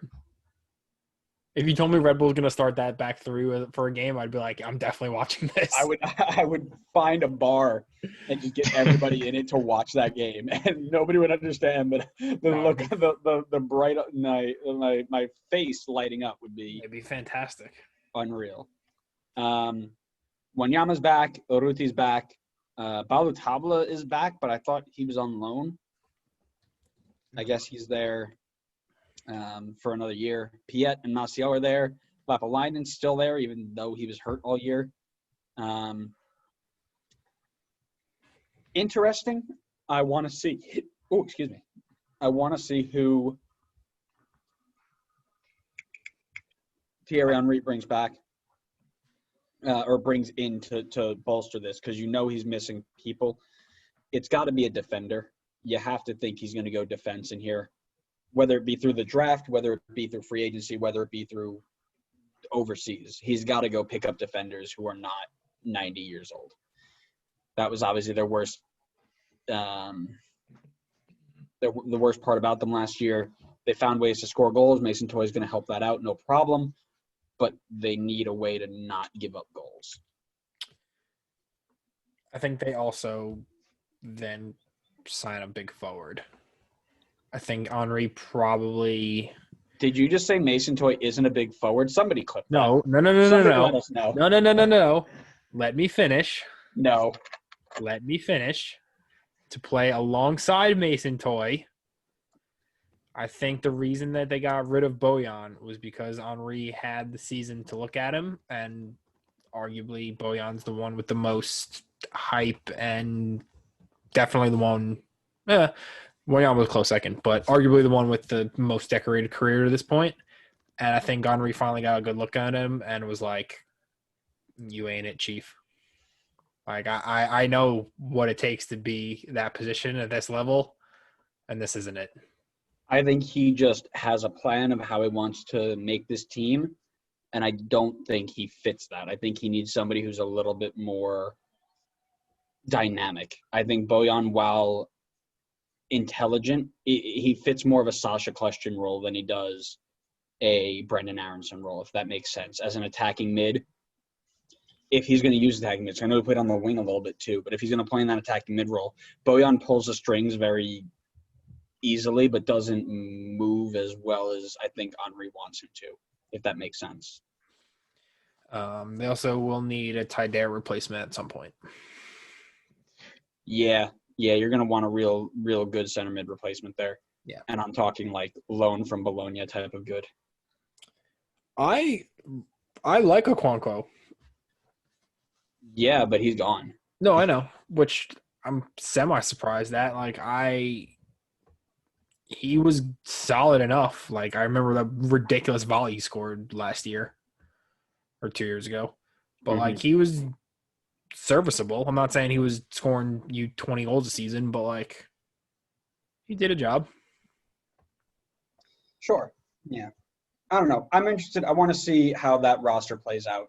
I want to see what Henry does to build that out, because it's Henry's team now. Yeah. So I want to see him come in and truly build it from what he's looking to do. So that'd be interesting. Future 2021 MLS Cup champions, New York Red Bull. Sure. That's how we're referring to them from now on, by the way, on this podcast at least. Okay. Kendall McIntosh out of contract. That is one goalkeeper down. They brought back Tom Barlow, Sean Davis, Kyle Duncan, Kaku, Sean Nealis, Daniel Royer, Jared Stroud, and Flo Velo. Samuel Tete's loan expired. Chris Lemma has not been brought back. Ben Mines has not been brought back. Mark Shakovsky has not been brought back. And the boy Patrick Segrist has not been brought back. Now, here's what stands out to me. First of all, I called it as soon as I brought Tete in on loan. This was going to be another Frederick Gulbranson loan or Omir Damari loan. And Adam, if you remember back in the day when we brought those guys in, it was, we need help at striker because we can't score goals. Here's a guy from overseas, from the Red Bull organization that can help you with that. He's not going to get up to speed until 4 games left in the season, and when he does, he's going to be awful. I called that the second they signed him. And what happened? Exactly that. The only thing I remember about Omar Damari is that he was from Israel. The only thing I remember about Omar Damari is that he stepped onto the field in a playoff game and within 5 minutes got pissed off, punted a ball at a kid, and got a red card. Did Samuel Tete actually play this season? He did. He played like 4 or 5 times. He had 2 starts. Cool. Chris Lemon, not surprised about, didn't get a lot of game time and just was more of a Red Bull 2 signing than anything. Ben Mines kind of shocked me. I thought he had a lot of potential. I'm hoping they're trying to bring him back. Shakovsky was probably the biggest name that didn't come back because of just his contribution over the last few years. But we're pretty deeper at center mid now with Yearwood. Caden Clark, Omir, Kaku, Flo Velo playing center mid now. I don't know why people still think that's a good idea, but that's where we're at. Caceres, lots of center midfielders, not a lot of wingers. So he was just surplus to requirements, and I thank him a lot for what he's done. I thought he had a great little few years here, and wish him all the best in his future. The one that kind of got me scratching my head is Patrick Segrist. And here's why. We all understand he wasn't at the level to play yet. You traded up to get him for Gam, Tam, whatever you sold him for, and then you're just going to cut him at the end of the year. My hope is that they're trying to re-sign him back to a Red Bull 2. And I hope that's what they're trying to do with Ben Mines too, because Ben Mines still like 18. So I'm hoping he can come in and they both go back down to 2, and we can kind of develop them a little bit. So if you were one of those 2 players, do you take – like I wouldn't take that deal. I absolutely would. What do you mean? If you go from Red Bull 2, get promoted to the first team, sign a professional contract with the first team, and then aren't offered a first team contract, and then they say, hey, let's push you back down, I think I tell my agent to try to get me first team football somewhere else. If you are a 20-year-old or a brand new guy who got drafted and a new coach comes in and says, hey, I like what you got, but not yet. Give me a year or 2 down at Red Bull 2, develop a little bit more with Johnny Wall, and we'll talk again in a year. Show me you can play at that level before you play at this level. I take that all day. I think if you're Patrick Segrist, you take that because he wasn't at Red Bull 2 for that long, if ever. Like he kind of just went straight into the first team after he got drafted, whether or not he was ready. If you're Ben Mines and you've come through Red Bull 2, I don't think you go back. Ben Mines had 3 seasons at Red Bull 2. Mm-hmm. He played 5 times, 7 times, and 14 times because he was getting brought up in 2018 between the 2 teams. Over the last 2 years at MLS, he's had 0 appearances. What are you telling me? You're telling me that a guy who has played 0 times in MLS, who has talent but isn't there yet, won't take time to develop? It's like saying, would you rather jump between varsity teams and not play a single minute, or go down to JV, play 2 years, develop, understand the system we're trying to play, then when you come up your next year, you are going to play? So I get that. However, at what point do you say, stop calling me up to the first team because clearly you don't think I'm like, congrats, you think I'm ready enough to get called up, but not ready to actually play. So there's no reason to call me up in the first place. Which team would you think he goes to if he doesn't go to Red Bull 2? Here, LA needs some players.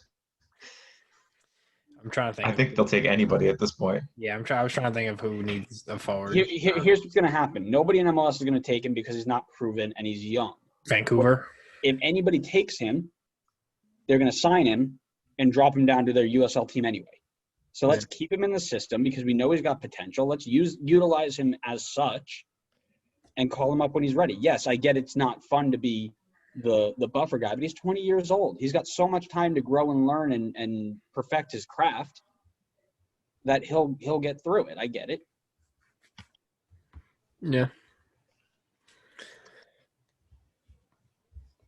Just my thoughts. I want to see them both back on 2.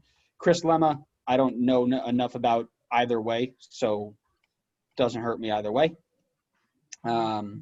If we're talking about what this team needs, it's been the same thing for the last 3 years. We need a striker who's going to score enough goals to get us to the playoffs and then not choke in the playoffs.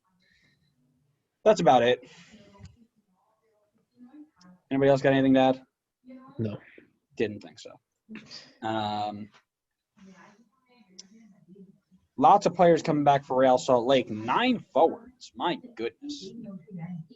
9 forwards for a team that didn't make the playoffs this year. Wow, that's cool. Nedum Anua, we mentioned retiring. Congrats on a great career, Nedum. Not exercised. Luis Arriaga, Alvin Jones, Giuseppe Rossi, and Julian Vasquez. None of those guys stand out to me except Rossi, which makes sense because he came in and was hurt. And then not or out of contract players, Andrew Putna, Luke Mulholland, and the GOAT Kyle Beckerman. Is this the transition Real Salt Lake is ready for? I don't know. I mean, Kyle Beckerman's getting a new contract. He'll play till he's 90, I hope. Yeah. This doesn't do anything for me. Like, Giuseppe Rossi name-wise is the only one you would have heard of, but he didn't do anything. So, like, they didn't lose anyone this year. RSL finished second to last in the West with a -10 goal differential. They got 9 forwards on roster and have scored 25 goals in 22 games. Yeah, but didn't half of them have, like, COVID for something like that. I'm sure they're not making a lot of changes for that exact reason. Jason Ramirez, Douglas Martinez, Corey Baird are your big ones coming back. I think you probably bring in a really strong center defender to shore up next to Justin Glad, and that'll be your biggest addition. I think Zach McMath will be fine in goal, or David Ochoa if he starts. If this is the year of David Ochoa, let's let him have it. But I think really what you're looking for, I think your midfield's fine with Everton Luiz, Demir Krylak, Rusnak, Portillo, Besler. Maybe you want to get another center mid that's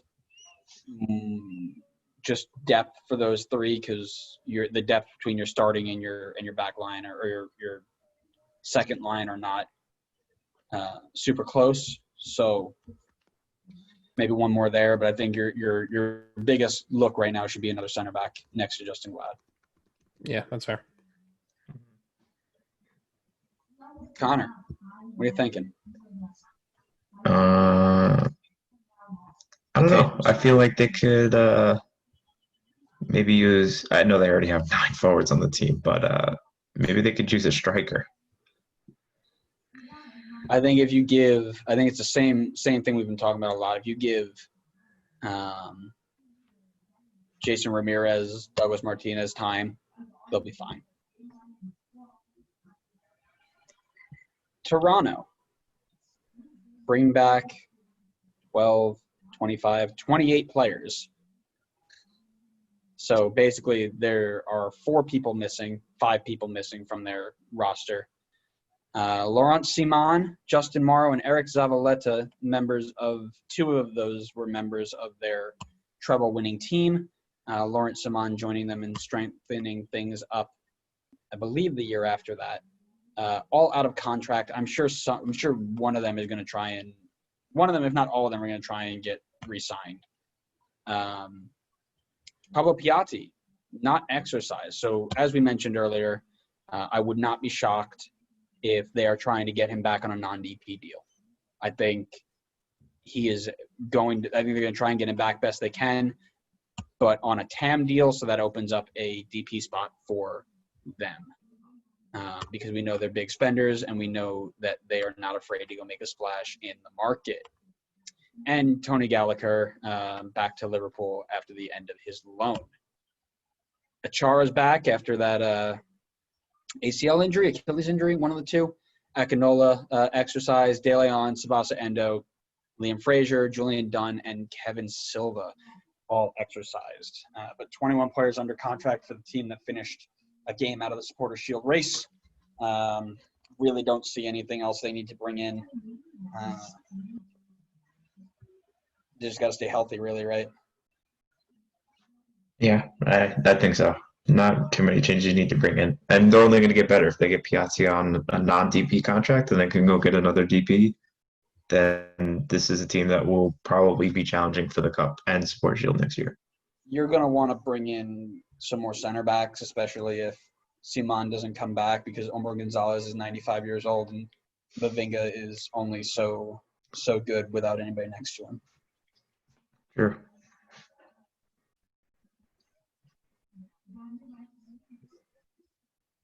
Mr. Tamburello. No, Toronto should be fine. Toronto's run very well. I think they have a plan, I'm sure, in place of who they want to bring in. It's just a question of now freeing up some of that contract money with the people they got rid of, and now Piatti not being on a DP contract to bring in. Who do you sign on the open DP spot?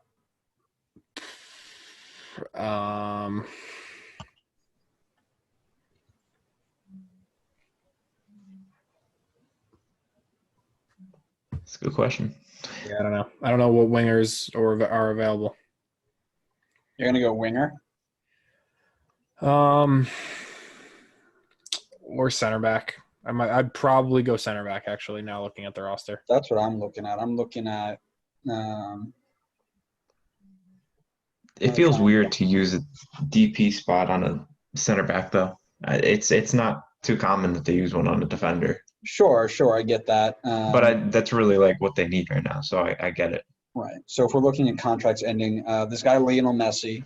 I don't think he's coming to Toronto. Always pictured him in a Toronto kit. Yeah. I was like Josie Altidore and Messi. They always sort it by Sergio Ramos is contract ending at the end of the year. Yeah, he's not going to Toronto.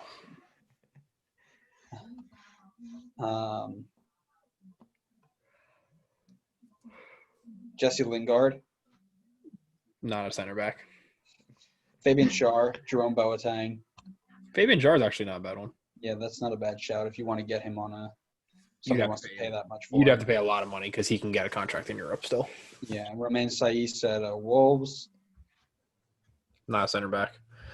Yeah, he is. But he played wing back a bunch for them. Mustafi. Pass.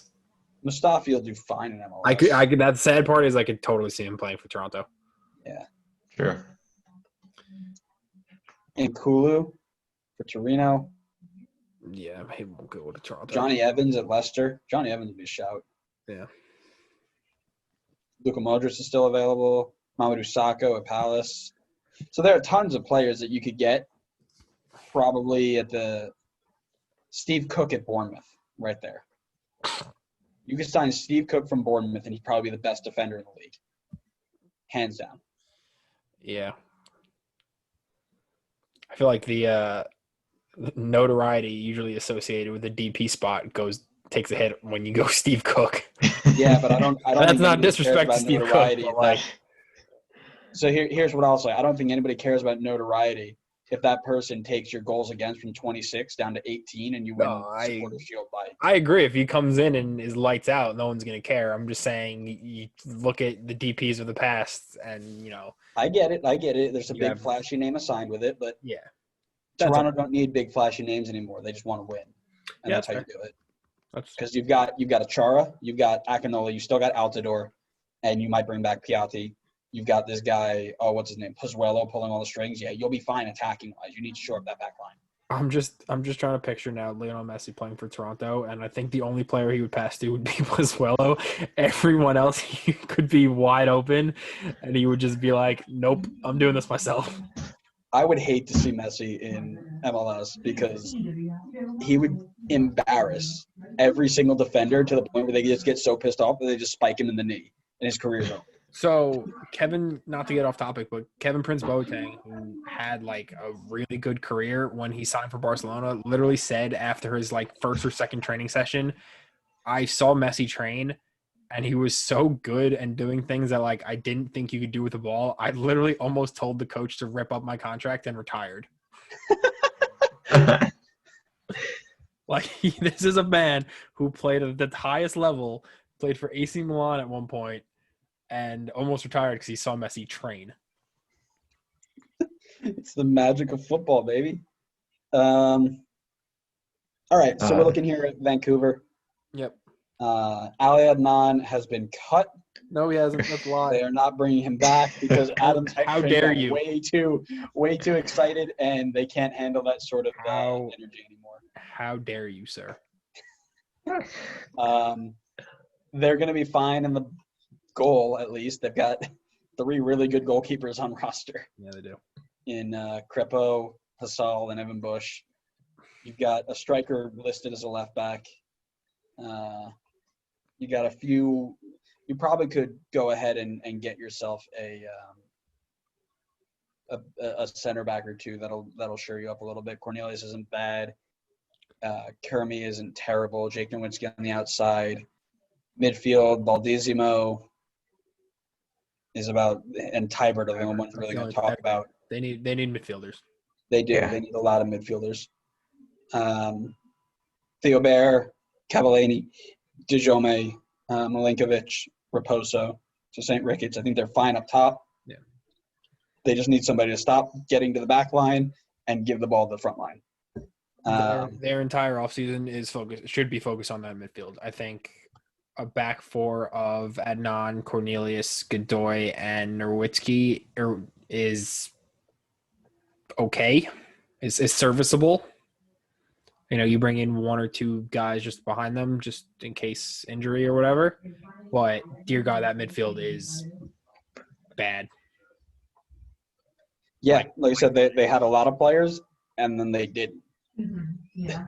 No, anytime someone did anything like remotely good, like made a pass or like trapped the ball, Vancouver was like, "Oh my God, we're gonna get 17 mil for this guy."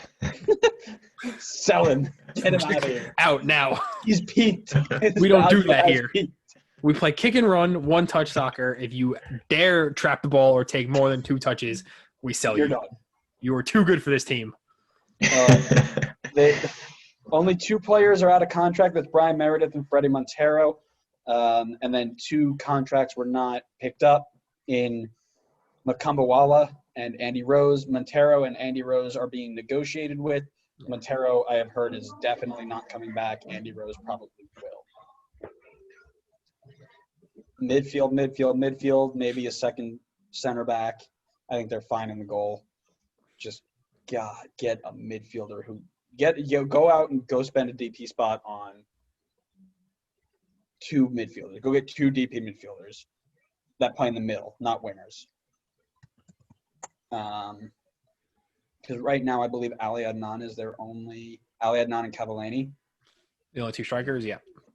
Are they the Ali Adnan and Cavallini are the only DPs to go out and just go right now. Luka Modric. Go get Luka. Absolutely, go get Luka Modric. Game changer. You're automatically competing for the Western title. Yeah. I'm sure he'll love The fun freezing his ass off in Vancouver. Vancouver. Oh my God, yeah. If I'm a European player who plays in like Spain or Portugal, and I'm looking at MLS as a potential option, I'm drawing a line right down the middle of the country, and I'm saying anything above this line is absolutely not. I'm going down. No, but because that's it. Toronto and Montreal are like beautiful, like 9 times out of 10 out of the year. Yeah, but they're in Canada. Who wants to go to Canada? That's fair. You can go to Seattle, Portland. Seattle always rains. Portland's freezing cold. Yeah, but you can buy cocaine there. All right, that's where we're ending this episode. Cocaine's Great legal. talk, guys. Oh, Sorry, is that the note we're ending on? Yeah. Is there any other note you want to end on? No, that's fine. Where can you get crystal meth? I don't know. Dude, weed and cocaine are legal in Portland. I'm just saying. Somebody stop this, man. One of my friends have told me that. You don't have friends. This is all a lie. You know it by experience. That's fair. All right, guys, that is it. We will keep updated on as much as we can throughout the year, or throughout the week, rather, on changes and moves other teams will make. Quick fire predictions on the last few games. New England's winning the whole thing because why not? So we got Seattle, Dallas, Sporting KC, Minnesota. Wait, who's Seattle playing? I don't know. Okay. Dallas. The Texas football team. Texas football team. I'm going 3-0 Seattle. This game's gonna be a blowout. So 3-1 Seattle. 2-1 Dallas, because why not? Stop it. They're not. It's not gonna happen. But like, I'll be Sporting KC, Minnesota. I don't know. 1 Minnesota. 3-2 Minnesota. That hurts me to say because I really want Kansas City to win. I think Kansas City goes back to penalties and wins again. That's fair. I'm gonna I say mean, if it goes to penalties, Casey's winning. Yeah. I'm gonna say 2-2 KC on penalties because Tim Neely is a goat. Yeah, that's fair. All right, guys, that's it from us. We have talked way too long for, yeah. This is gonna be fun, but thanks for listening. I hope you guys enjoyed it. We are everywhere on social media: Facebook, Twitter, Instagram, YouTube. Oh, giveaway! We might be doing a giveaway if we can get all of our social media up to 100 followers. Every single one has to be on 100. So Instagram, we need 5 more followers to get to 100. Twitter, we need 7 more followers, I think. Yes, 7 more followers to get to 100. Facebook, we need 18. And YouTube is the one we're slacking. We need 53 subscribers on YouTube to hit 100. So make sure you go share this with your friends, subscribe, and we will be doing a giveaway, and we will tell you what it is once we hit those numbers. So go ahead, share it out, tell everybody about the giveaway if we can get there. So share it, go follow us everywhere, and you might win yourself a little Christmas gift or holiday gift this holiday season, because not everybody celebrates Christmas, and that's okay. Other than that, anything else you guys want to add? No. Didn't think so. Y'all are quiet anyway. So thanks again for listening. We hope you enjoyed, and we'll see you next time on the next episode of Designated Players Podcast. See ya.